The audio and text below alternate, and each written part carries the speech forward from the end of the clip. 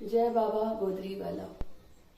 ये कथा उन दिनों की है जब बाबा हरदास राम साहब स्टेशन मास्टर की नौकरी करते थे।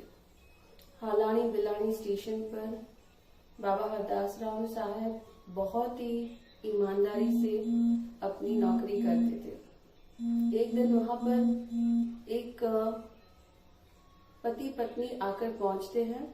उनके हाथ में बच्चा होता है और बाबा को अपना दुख सुनाते हैं। बताते हैं कि इस बच्चे को लाइलाज बीमारी हो गई है जिसका कहीं पर इलाज नहीं है।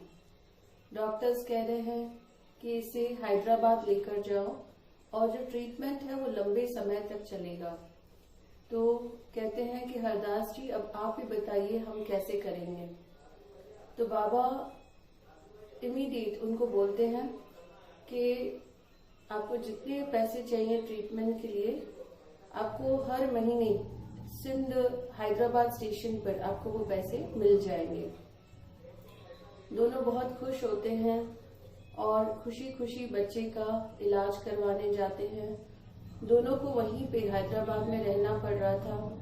हॉस्पिटल में बच्चे का इलाज चालू है और स्टेशन मास्टर हरदास राम जी हर महीने खुद हैदराबाद स्टेशन जाकर उनको पैसे देकर आ रहे हैं। एक दिन बाबा उनको कहते हैं कि अब मेरा ट्रांसफर होने वाला है तो मैं नहीं आ सकूंगा, पर इसी स्टेशन पर एक घनश्याम नाम के स्टेशन मास्टर है, वो आपको मेरी तरफ से पैसे दे देंगे। कुछ महीनों तक ऐसे चलता रहा। वो माता स्टेशन पर आती थी हैदराबाद स्टेशन पर और घनश्याम नाम के स्टेशन मास्टर उनको पैसे दे देते थे। उनके मन से बहुत दुआएं निकलती थी हरदास राम जी के लिए कि आज के जमाने में कौन अपनी कहे हुए बात को मानता है, कौन अपने सगों की कोई मदद नहीं करता है, अपने रिश्तेदारों की कोई मदद नहीं करता है, पर ये भला आदमी हमारी मदद कर रहा है और हमें इस स्टेशन पर आकर हैदराबाद स्टेशन तक हमें पैसे पहुंचा रहा है। अब जब उसका ट्रांसफर हो गया है तो वो किसी घनश्याम स्टेशन मास्टर के हाथ से हमें पैसे भेज रहा है। तो माता बहुत दुआएं देती थी हरदास राम जी को और एक दिन जब बच्चा बिल्कुल ठीक हो गया तो माता अचानक से उस स्टेशन पर पहुंची, हैदराबाद स्टेशन पर पहुंची और ये खुशखबरी बताने के लिए वो ढूंढ रही थी घनश्याम मास्टर को कि वो संदेशा पहुंचा देंगे हरदास राम मास्टर तक।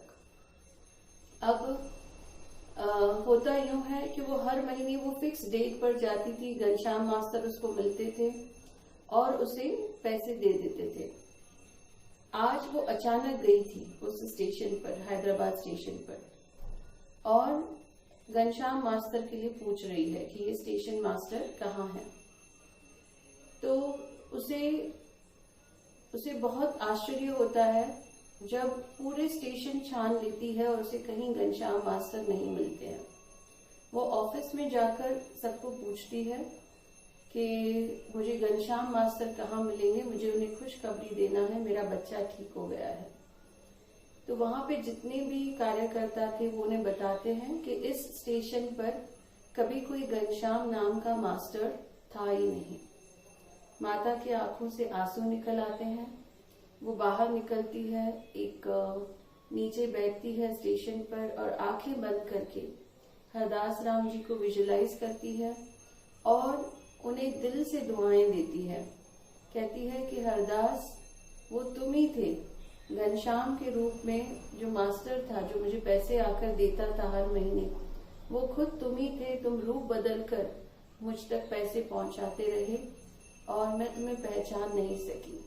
तुम बहुत ही ईश्वर के रूप में, तुम ईश्वर के अवतार हो, ईश्वर के रूप में एक धर्मात्मा हो, एक महापुरुष हो, और मैं तुम्हें दुआएं देती हूँ कि तुम्हारा नाम तब तक रहेगा जब तक ये धरती सूरज चांद रहेंगे। तो इस तरह बाबा किसी का दुख सहन नहीं कर सकते थे और जितना हो सके वो सबको मदद करते थे। अलग अलग रूप में जाकर बाबा सबकी मदद करते थे। उस समय बाबा की उम्र लगभग 19-20 बरस रहेगी, पर फिर भी उनके मन में इतनी दया भावना थी। और कुछ महीनों के बाद वो स्टेशन मास्टर का जॉब छोड़कर स्कूल में टीचर हो जाते हैं और वहां पे बहुत दिल से बच्चों को पढ़ाते हैं जैसे वो उनके अपने बच्चे हैं। एक दिन बाबा को संदेशा मिलता है कि आज रात को संत कंवरराम साहब की भगत होने वाली है। उन दिनों जब संत कंवरराम साहब की भगत होती थी, रात को 12 बजे शुरू होती थी और सुबह सूरज निकलने तक वो भगत चलती थी। सुबह कुछ 6-7 बजे तक लोग भक्ति में मगन रहते थे। बाबा हरदास राम साहब जी को प्रिंसिपल बुलाते हैं और कहते हैं कि कल स्कूल में सब टीचर्स को आना है, अटेंडेंस बहुत जरूरी है क्योंकि कल इंस्पेक्टर्स आने वाले हैं और इंस्पेक्शन होने वाली है। हर एक टीचर को रिमार्क्स दिए जाएंगे, ग्रेड दिए जाएंगे कि कितना अच्छा वो पढ़ाते हैं। बाबा हरदास राम साहब रात को 12 बजे जब भगत में जाते हैं, सुबह 6-7 वहीं पे बज जाते हैं और कंप्लीटली भूल जाते हैं कि उन्हें भगत के लिए जाना है। जब वहीं पे उनकी आंख लग जाती है, वो सो जाते हैं।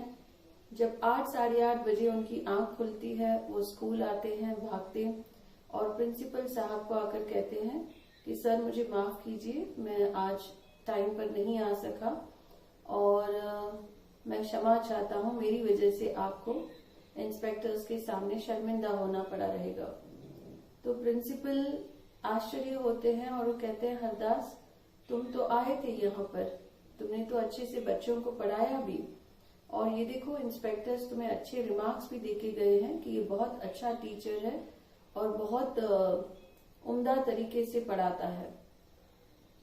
जब हरदास राम जी ये सब सुनते हैं और वो रजिस्टर देखते हैं जहाँ पर रिमार्क्स थे, तो तब वो समझ जाते हैं कि क्योंकि मैं संत कंवरराम साहब की भक्ति में बैठा था तो इसीलिए उन्होंने मेरा काम रुकने नहीं दिया।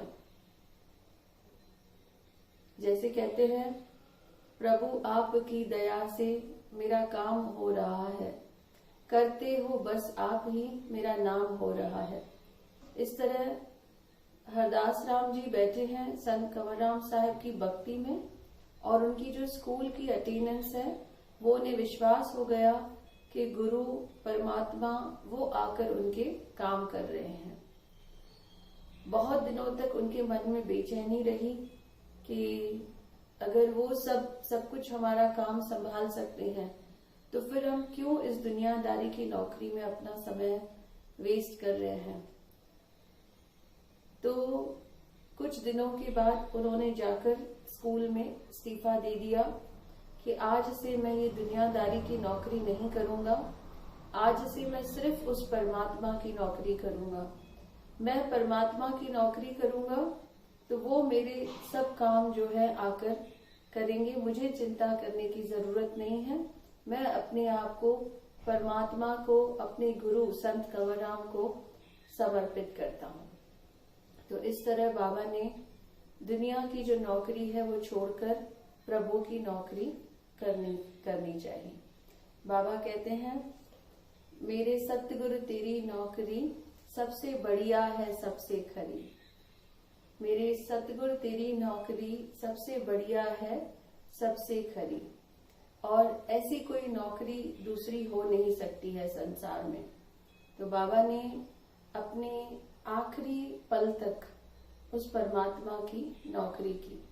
परमात्मा की नौकरी में उन्होंने गरीबों की मदद की, उन्होंने हर किसी की सेवा की, वृद्ध लोगों की सेवा की, कई बीमारों की सेवा की, कई जानवरों की सेवा की, दूसरों से भी बाबा ने सेवा करवाई और कई गरीब लड़कियों की बाबा ने शादी करवाई। उसके बाद कई बिगड़े हुए कई लोगों को बाबा ने रंग से राजा बना दिया, कई को बाबा ने आध्यात्मिक उन्नति करवाई और कई जो बेड पे थे पेशेंट्स उनको बाबा ने मोक्ष दिलाया। तो इस तरह बाबा ने पूरा जीवन समाज सेवा में दे दिया।